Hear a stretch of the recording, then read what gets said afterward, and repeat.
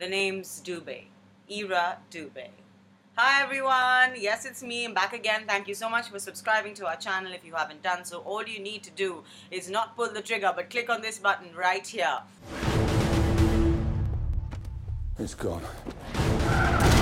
You both know what's at stake here.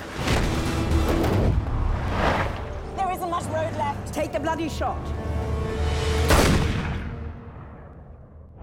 Of course, I have just come back from watching Skyfall, much awaited latest Bond film to hit theatres, directed by none other than Sam Mendes, a man who I really admire, director who I really admire. Now, first things first, let me say at the outset that this one is a little melodramatic and does get a little bit filmy, and I think a lot of us from India will understand and appreciate that, and a lot of things in the film that you will feel are filmy, and that word works just only in Bombay and for Indians. And while it does get a little bit filmy and melodramatic, while this one really is all about M and Bond's relationship with M, really it boils down to that. While the villain takes a long time coming, and the first half does tend to drag a teeny weeny bit for that fabulous opening sequence, and I'm talking about, of course, a lot of action, but also Roger Deakins, Sam Mendes' go-to reliable DOP, his fantastic camera work for those scrumptious opening titles, so slickly done. For Skyfall, the song sang by Adele. That's the number one reason. Number two reason for some amazing action, and I'm talking about, everything under the sun is in this film. Mendes has tried to do everything, and let me say he's done it with a decent amount of panache. I'm talking about, okay, all the familiar stuff: car chases, scooter chases, rooftop chases, escalator chases, elevator dangling, helicopters, underwater sequences, guns, toys of all kinds, gadgets of all kinds. This one has it all. Train carriages. And that opening sequence, all he's doing, Bond, of course, is changing carriages. He tells M on the phone as she's trying to track him.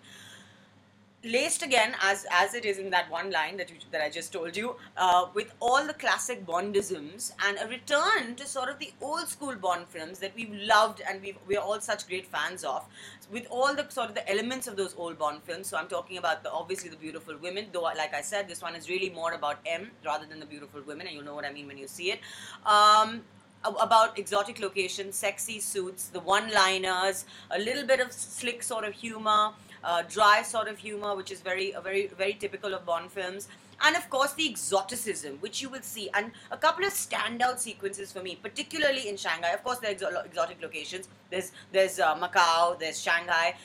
I loved Mendes' use of light in the film. I thought he's done a fantastic job. The tone of the film is something that really sort of sucks you in, and of course as a director you can see that he's really played around with that and put a lot of attention to detail and a lot of thought into the tone and the lighting in the film, and you'll know what I mean when you watch that Shanghai sequence. It is just psychedelic neon meets really cool and action-packed.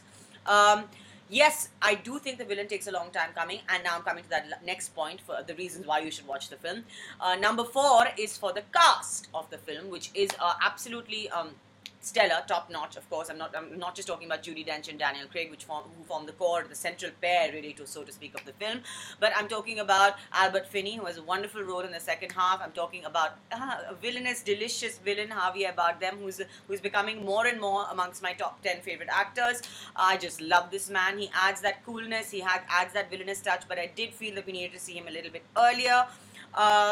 And for a wonderful supporting cast, Ralph Fiennes, a lot of smaller actors, Ben Whishaw, who we've seen, a lot of wonderful actors who have come together, and so for the cast.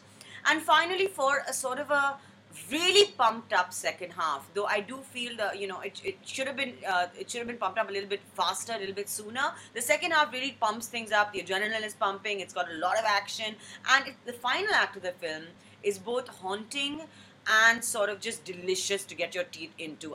So this one, it's a return to the old ways. A lot of people make comments, and it does get very personal and relevant towards the end. I wouldn't say the script is fantastic, but hell, this is a Bond film, and it is Sam Mendes, and I would definitely say it is my pleasure to recommend it. It's worth your money at the theaters. Ira says, catch it.